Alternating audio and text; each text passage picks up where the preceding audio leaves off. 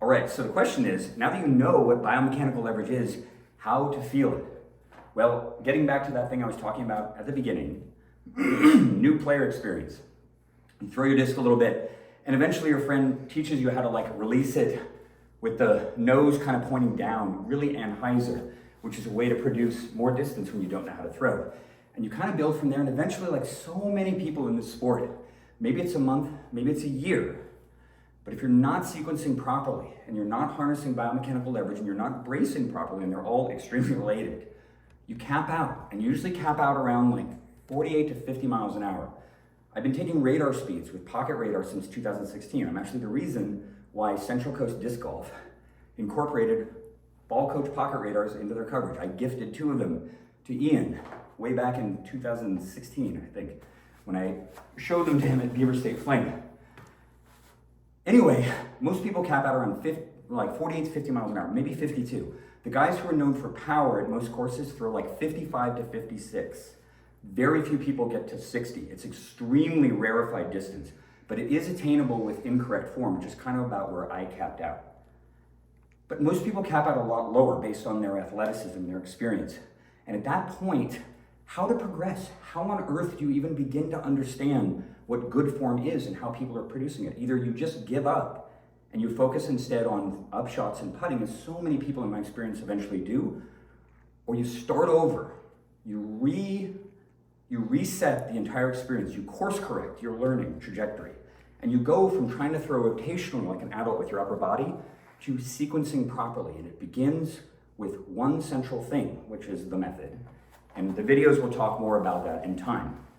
But instead, I'm going to show you guys what I kind of started doing when I began to hone in on this technology. Someone in the Reddit comments objected to the use of that word. They also objected to my shoes, apparently. I'm not allowed to use these black ones anymore. They're either too bougie or they're not suitable. So I went back to my REI shoes, and I don't know where they came from. I'm sorry, I know where they came from. I have no idea what they are. They just felt good. So when I started honing in on the method itself and the feeling that it gave me for the first time in almost 20 years of playing disc golf, I began with standstills. And it's like so many other people who are trying to learn. They get capped out after a month or 2 or a year. And they want to learn, and everybody online goes, start with standstills. But look at this. Here's a standstill when you're trying to throw with your upper body. Not very accurate, for one. I don't even know how to do them anymore, to be honest. You see this so much when people are trying to do standstills. This is what their throws look like. Because they're doing a standstill of their running form. It's identical. And just standing still while doing the wrong thing is not going to suddenly lead you to the promised land. It doesn't work that way. The standstill done properly, however, can allow you to focus on the sequence without having to get terribly off balance. Because just like in any athletic endeavor at all, be it dancing, martial arts, boxing, obviously disc golf, balance is key.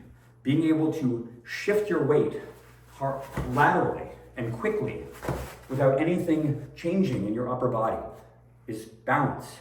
The sport is so balletic. If you look at the movements that people do with their body, it's indistinguishable from dance. And to gain balance in dancing, of course, takes often years of experience. In disc golf, you can take a lot of the balance problems out of the equation by removing the motion. So if you start at a standstill, you have a steel, solid frame that you can then build into and layer into once you begin to feel this mystical and magical biomechanical leverage thing I'm talking about. So for me, I began actually doing standstills on one leg like this, with my leg basically completely straight and pivoting in. And when you start doing lessons with the method, you will begin in that. It's called the frame. It's the frame, and it teaches you this twist, this powerful, aggressive, interior twist that you can build on. And the consequence of that twist is that it locks out the right hip from rotating forward. It removes the intention to try to rotate your upper body at all. It focuses instead on lateral compression, which is what creates that shock wave I talked about in the last video. So for me, I began on one leg because that's really where I started, just like everyone. But gradually, through the genius of both Sebastian Beamy and Lee Wentz, who are the two key co-creators of the method. They work together and they're like, well, wait a minute, what if we just make the standstill position a bent leg? And instead of worrying about twisting inward, you do the simplest thing biomechanically in your body, something you've done a billion times without even thinking. Push into the ground and stand up. It's that simple. Weight over your right heel, barely anything back here. You can put a little weight back here if you want to. All I'm doing is that. Bent knee, stand up. Bent knee, stand up. Take a stride, bent knee, stand up. Take a fast stride, bent knee, stand up. And off you go. I can do it while I'm narrating. It's that simple and efficient. Obviously my balance is very enhanced from doing this a ton of times, but you get there from the standstill. So I'm gonna frame up here, bending my knee. My weight distribution, if I could describe it, because this is very critical to getting a lot of the feel. You need most of the weight, particularly when you're shifting, to be already forward. And when people get screwed up during the X step like I do, it's because when they're X stepping, they either overstride with the left foot or they turn the left foot too far and around. And the consequence of doing this is my weight goes straight into my right foot now. It never should be in your right foot during the X step. As soon as you're on the left foot, there's no weight on the right foot at all until the toe of the right foot touches down into this stand-up position. So if I'm here and I step here, either I fall to the right, you can see what happens there, or I put my weight on my right leg. Now I'm this way, and I'm all tangled up, and it's so much harder to move your mass back and forth between your feet. It always wants to be moving in this direction. The standstill fixes that. So I frame up here, my weight again, pushing through the ground, probably 90-10, and keeping my upper body loose and whippy, knowing where I want the leverage point to be. I talked about it before, right there. So I bend my leg, and I stand up on the right leg. You're all used to people having to impact the ground and doing this. Even the guys who throw far, they're unloading all this extra kinetic energy. You don't actually need to do that. If you're at the very, very top end of elite power, if you look at guys like David Wiggins' throw, if you look at my good friend and co-collaborator, Sebastian Beamy throw, those guys get so much kinetic energy in their run-up that they can't get it all into the ground and then into the disc. A little bit bleeds out and they go forward. But there are so many people who are following through that don't need to at all if you just use the way your body wants to move. So again, with standstills, I keep getting distracted. These are so fast and powerful. One, bent knee, weight over here, loose arm, head forward. Gun it where you know the disc is going to go fast. I'll throw it very gently. You can just see how much power is coming from this right leg. This piston drives the backhand. People have been thinking it's like your hips working and stuff. I know that the orthodoxy of the sport is moving away from that right now, which is fantastic. But for years, people have thought that there's a hip engagement element in the throw, that the hips rotate and turn to throw the disc. They don't. Your right leg throws it for you. This is so powerful compared to twisting the hips. Just smashing the disc into the net. And everybody keeps nagging me about how fast do you throw, man? At the end of the day, it just matters how far the disc goes. Who cares how fast it's going? I know that everyone wants all these metrics about speed. We've been obsessed with it.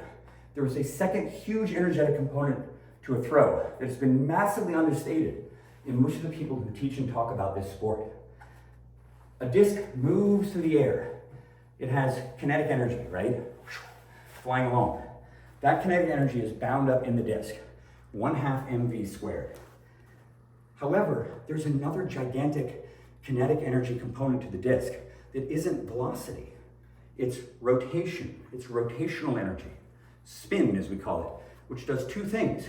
One, these discs have most of their mass around the outside, on the perimeter, which means that when the disc is spinning fast in the air, that mass is moving extremely quickly around a central axis, which locks it in place. It locks it in place as long as it has air, or as long as it has lift. It doesn't wobble. And the thing is like a saw blade. It's cutting through the air. And a disc that's thrown at very, very high RPMs. And I'm going to be doing some calculations about how fast actually discs really truly spin. And I'm not going to use algorithmic calculation on a third-party product to do that. I'm going to actually do it the right way with a camera and so on, like a high-speed camera. But the faster the disc spins, the more energy is captive in it. And the faster it goes, the more energy they add together. In fact, I'm pretty sure that spin probably matters more than speed, actually. When it comes down to cardinal distance, they add together. Because as the disc cuts through the air and it spins, it's dispersing energy into the surrounding air through friction. It's grinding off energy into the air around it, heating up the air slightly as it moves. That energy gets lost in the disc, and eventually, once the energy is dissipated enough, the disc will fall out of the air and settle. However, if you put a shitload of energy into the disc, when you accelerate it with correct biomechanical leverage, it has insane velocity and it has insane spin and insane energy, and you get way more distance.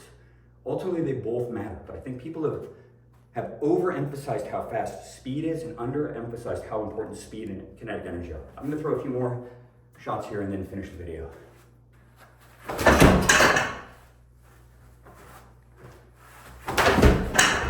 My legs are throwing the disc for me. It's really my right leg.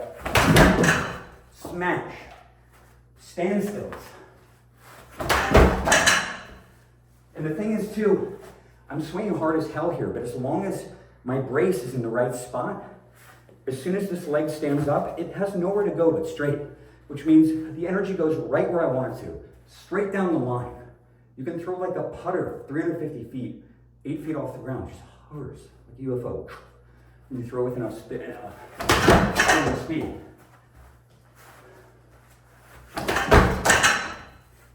You get the idea. Anyway, a pretty long video. There'll be plenty more to come. Thanks for watching. See you guys later.